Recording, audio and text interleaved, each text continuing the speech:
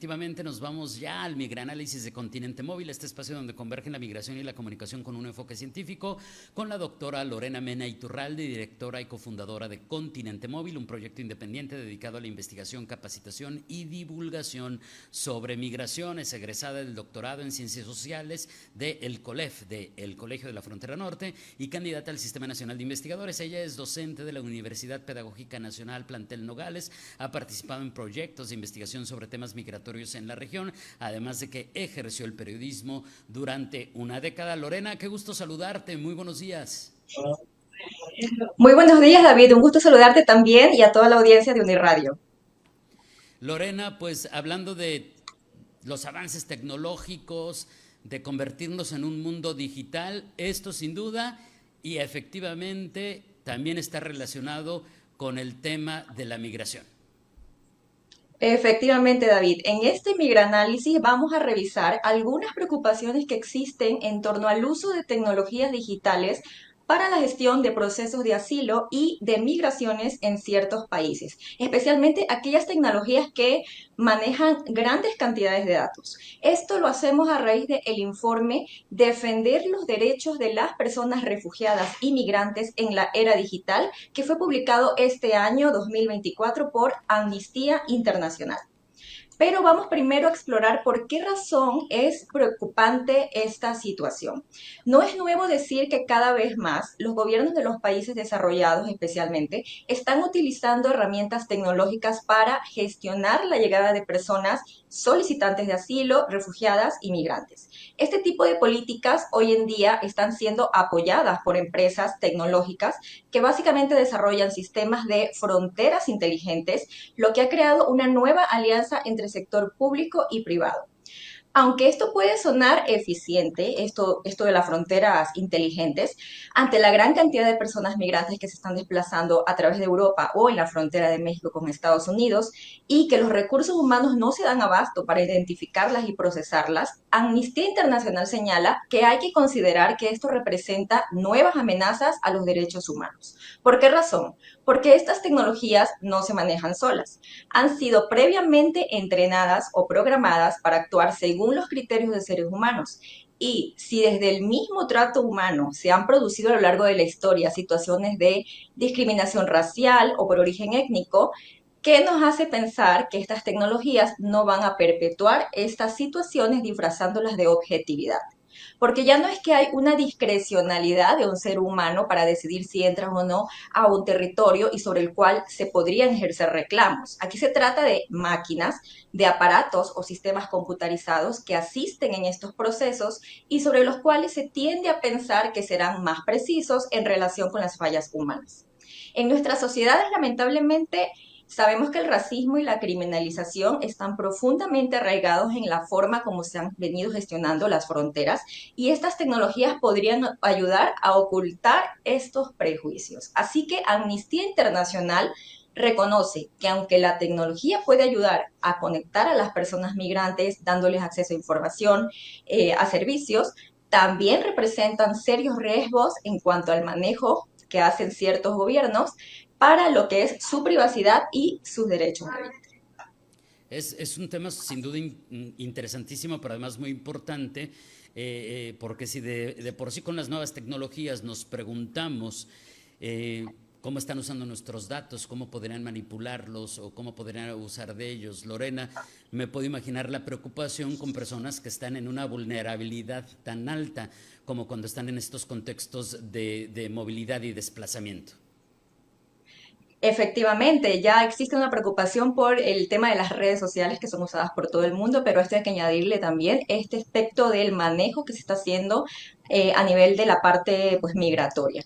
Como sabemos, los países del norte global, a fin de impedir la llegada irregular de personas migrantes, no solo han incrementado sus controles en sus fronteras, sino que han estirado su labor de control hacia otros países. Esta práctica, que se conoce como externalización de la frontera, de la cual ya hemos hablado en otros migranálisis, se traduce en acuerdos formales e informales para destinar muchas veces fondos y apoyo técnico a terceros países para que ellos hagan la labor de embudo migratorio. Y allí también están implementando el uso de estas tecnologías digitales. Por ejemplo, la Unión Europea, según este informe, ha extendido en la práctica sus fronteras hasta el mar Mediterráneo y a zonas de tránsito en África a través de radares, cámaras de alta tecnología, datos de satélite, sensores que detectan movimiento y drones. Y sin irnos lejos, David, en ciertos tramos de la frontera de Estados Unidos con México sabemos que esto también existe, ¿no? Hay buen equipamiento para hacer estos controles.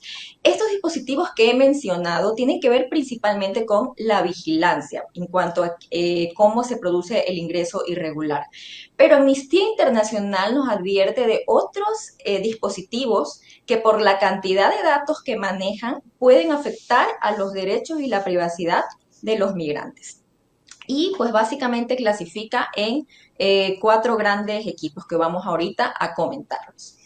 Tenemos en primer lugar las tecnologías que clasifica como alternativas a la detención.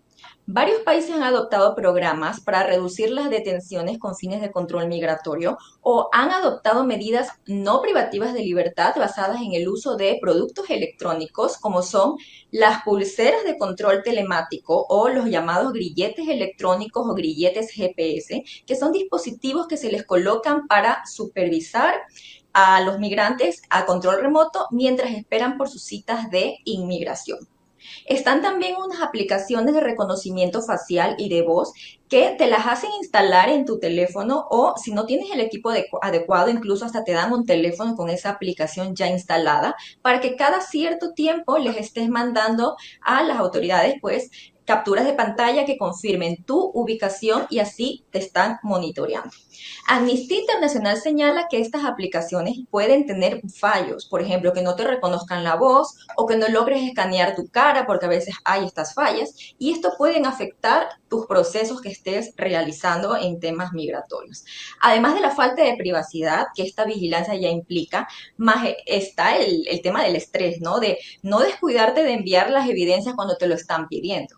Hay grupos de activistas que de hecho comparan esto con un arresto domiciliario, particularmente lo del grillete que ponen en el tobillo. Por ejemplo, a ciertas personas que están entrando con parol a los Estados Unidos, esto lo vemos incluso en publicaciones en redes sociales, en TikTok, hay un montón de videos de personas que se han subido con estos grilletes en los tobillos. Pues esto dicen que puede durar meses con ese dispositivo y ellos deben estar preocupándose de estar cargando la batería, de evitar que no se les vaya a dañar, en fin. Hay estos mecanismos de control que dependiendo del perfil migratorio, pues te los ubican, o te dan el celular, o te dan este grillete, o a veces las dos cosas. Es decir, se vende el uso de la tecnología para hacerlo más rápido, eficiente, te lo venden bonito, pero evidentemente, como en muchos casos, son sistemas de control que sobrepasan los derechos fundamentales de cualquier persona. Sí, y además de estos grilletes que te he mencionado o estas aplicaciones, Amnistía Internacional nos habla de otros software especiales que existen para extracción de datos. En este informe se señala que países como Alemania, Austria, Bélgica, Dinamarca, Noruega y Reino Unido, la legislación incluso permite requisar el teléfono a los migrantes y solicitantes de asilo y extraer datos de este equipo para comprobar la veracidad de sus declaraciones durante la tramitación de su solicitud de asilo. Con esto ellos pueden examinar, por ejemplo, las búsquedas que has hecho en Internet a través de tu teléfono, tus actividades en redes sociales, rastrear el historial de viajes a través de los metadatos que quedan en el equipo y los registros de GPS. Incluso pueden acceder a información en la nube que piensas o crees que la eliminaste, pero hay maneras de rastrearlo, ¿no? Entonces, hay toda una serie de mecanismos que se hacen a través de estos software. Incluso nos hablan de que en Alemania hubo un caso en que una ONG acompañó a una demanda de 3 personas solicitantes de asilo que decidieron pues poner una queja por considerar que esta medida era invasiva, ya que continuamente este software que les habían puesto en el teléfono les requería desbloquear su celular y entregar el equipo para ser evaluado. También en Reino Unido, en el año 2022, un tribunal resolvió que las autoridades actuaron ilícitamente al confiscar los teléfonos de unos solicitantes de asilo que habían llegado en pequeñas embarcaciones y los presionaron para dar sus contraseñas. La extracción de datos puede representar realmente una intromisión innecesaria y desproporcionada en el derecho a la privacidad de las personas refugiadas e inmigrantes, aprovechando su situación. Y suele estar basada muchas veces en discriminación por motivos de raza, de origen étnico o nacionalidad o por su situación de ciudadanía. Y no hay claridad realmente de que las conclusiones a las que lleguen la revisión de estos datos que hacen a través del software, revisando todos los que tienes en tu teléfono, no tengan al final resultados dudosos, ¿no? Y cómo los puedes impugnar. Claro, por supuesto que siempre va a haber dudas respecto al uso de ese tipo de información. Ahora, este reporte del que nos estás comentando algunos de los puntos más importantes, tengo entendido que también hace referencia al uso de los datos biométricos, que pues es algo que, insisto, de por sí todos nos preguntamos cómo los usan, si realmente están protegidos, si no tienen un mal uso, pero mientras tanto, pues si nosotros aceptamos, porque no nos queda de otra, en ciertos trámites, me puedo imaginar también lo que podría significar en esto que nos vienes explicando, Lorena, para los migrantes. Sí, mira, son los datos biométricos, es otra de las problemáticas que refleja este informe. Son datos basados en características físicas o biológicas de las personas, como son las huellas dactilares, las huellas del iris, las imágenes faciales y otras que tienen que ver pues con tu cuerpo. Esta tecnología es la más extendida, de hecho, en cuanto a su uso en las fronteras. Incluso organizaciones internacionales que asisten a personas migrantes en tránsito han creado inmensas bases de datos de iris y huellas dactilares en un intento aparente de evitar registros múltiples y datos duplicados de personas refugiadas. Según Amnistía Internacional, estos datos son muy delicados. Existe el riesgo de que se comparte esta información con instancias que el migrante realmente desconoce o que incluso haya un hackeo. Sabemos que estos problemas de seguridad suelen ser bastante frecuentes y que tu información biométrica termine quién sabe a dónde.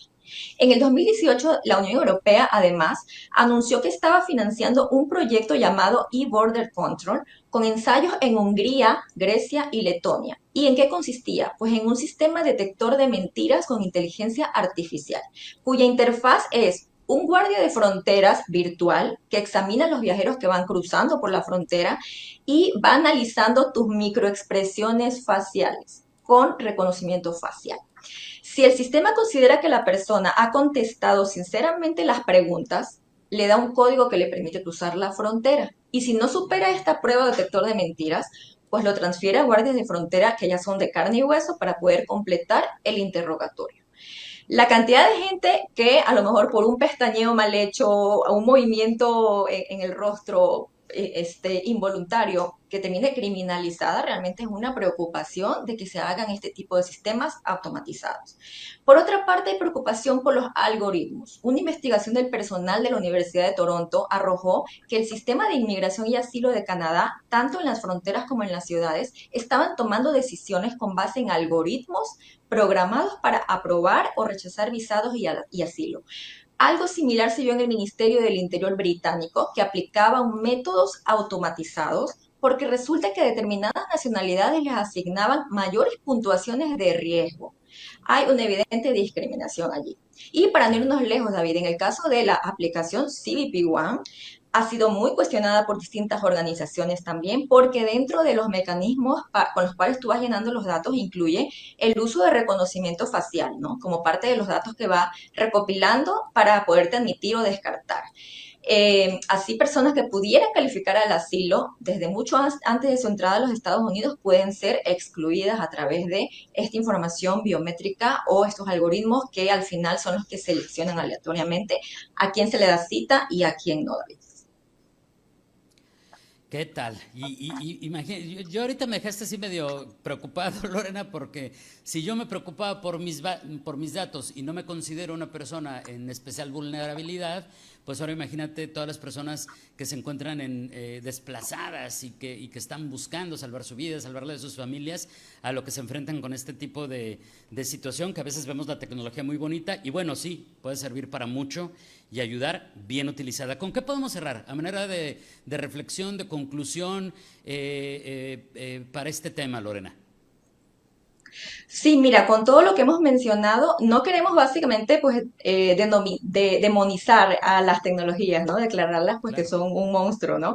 Realmente son un aliado ideal para agilizar procesos, ¿no? La cuestión aquí es poner los focos rojos sobre cómo es que se está utilizando estas tecnologías, qué tan legítimo es su uso en ciertos casos y qué tanto no están afectando los derechos de las personas que históricamente han sido discriminadas.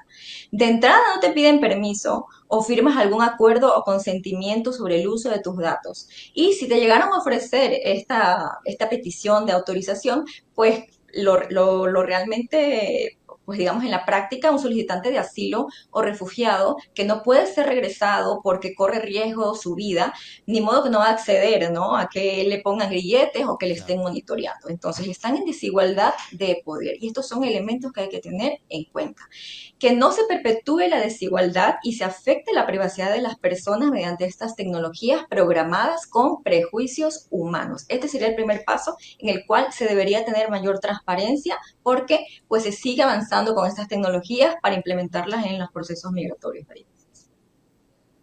Lorena, como siempre, muchísimas gracias. Que tengas un excelente miércoles y nos escuchamos pronto. Muy buenos días.